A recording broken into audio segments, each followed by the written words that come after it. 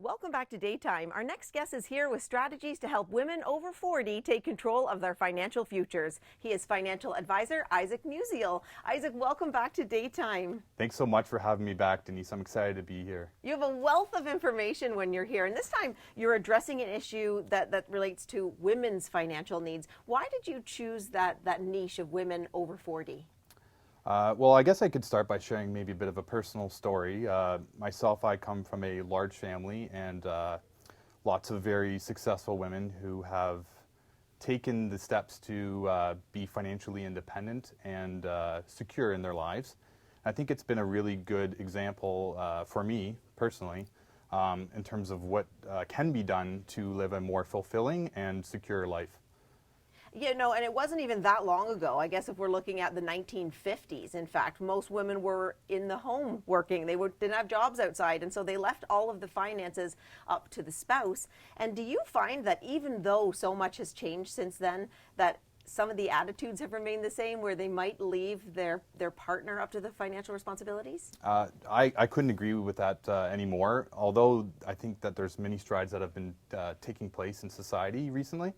There's still a lot of old attitudes that still exist in both financial institutions and financial services companies. One little story I can share is that, and this wasn't very long ago, this dates back to the 1990s, there's a story of a successful female CEO who once walked into a bank with her husband to apply for a mortgage. So they sit down with the mortgage specialist, and she, as they're going back and forth, she explains to the mortgage specialist, "Can I give you my pay stub so that you can determine our qualifications for a mortgage?"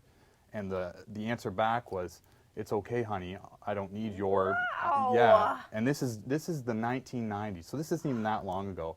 So this just also shows you the attitudes that have been built into the institutions, into financial services, and there's been a huge lack of catering to the needs and desires of women with respect to financial services. So what are you seeing as some of the biggest needs women over 40 have? So they come to you, and could one of them be where they've kind of given up and they think, I don't know, I don't think I have any hope. Maybe they haven't saved and they're already in their 40s. Yeah, I think what I'm finding is that there's a big lack of confidence, and I think that lack of confidence stems primarily from education, and that education also stems from framing the conversation the right way.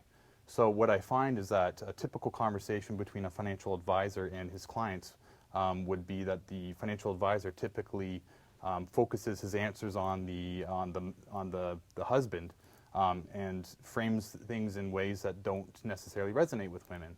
So women tend to focus more on meeting milestones, being able to help pay for children's or grandchildren's education. They're very motivated to travel, spend time in the garden, and a lot of their the way that they look at money and their relationship with money is framed around having that security to be able to afford those sorts of activities. That is so interesting. So when you're meeting with couples, you can actually see the different needs that they both walk in the door with. One is wanting that particular security that you just mentioned, and men are wanting something that might be slightly different. And I guess as a financial advisor, is your role to sort of blend those two together and create that plan? It really is. I think you definitely do have to take a very unique approach. And the truth is when you're helping people with their financials or financial issues, again, people's relationship with money is unique, and with one person versus another, there's different issues that come up. So it really is trying to find a unique way of helping clients see the picture in a way that makes sense to them.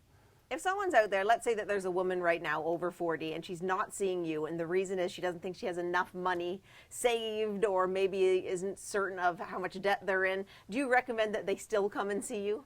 Absolutely. I would say that what holds people back a lot of times is that cloud of fear, worry, those sorts of feelings. What I try to help people do is to help push that cloud of fear and worry out of their lives, to help build a path towards meeting things that are important to them, which are their goals, their desires, their wants, things that we all have built inside of us that we all strive for. That's great. And I know that women can go and check out a PDF file that you have created for them with the steps. Absolutely. And that information is on your website?